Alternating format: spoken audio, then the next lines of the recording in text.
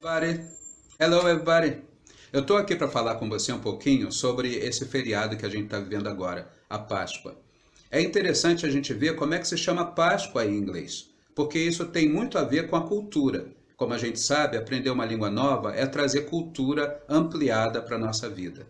Então vamos falar de como a gente chama a Páscoa em inglês? O termo é Easter em inglês. Mas existe um outro também que muita gente é acostumada a usar e erroneamente, tá? Errado, que é o Passover. Vamos falar então de Easter primeiro e depois a gente vai falar um pouquinho sobre o que significa o Passover, que é um termo mais parecido com o nosso em português, Páscoa, né? Vamos falar de Easter. Bem, o que tem a ver Easter com Páscoa?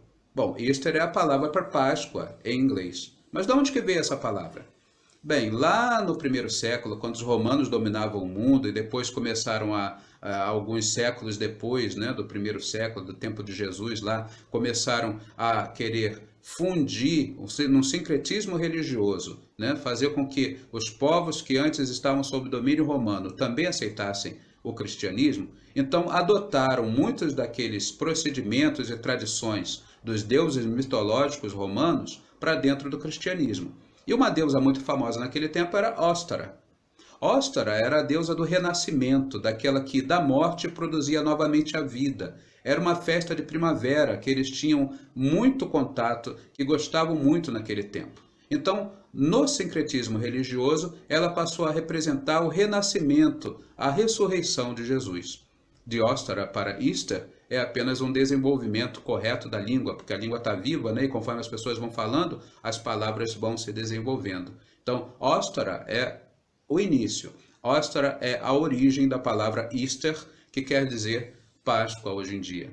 Mas muita gente, aliás, de forma errada, usa o termo Passover para se representar a Páscoa dos cristãos. Na verdade, a palavrinha Passover, essa sim está na Bíblia, ela se representa aquilo que os israelitas, os hebreus, celebravam todo ano em memória de quando Deus passou por cima, Passover, né, da casa dos primogênitos deles e foi matar os primogênitos dos egípcios para libertar aquele povo lá do Egito.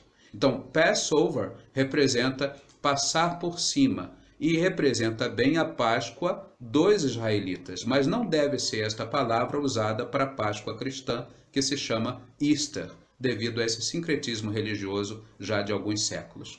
Bom, você deu para perceber como é que a língua tem a ver com a cultura? Como quando a gente aprende uma língua, a gente automaticamente aprende também uma cultura mais ampliada?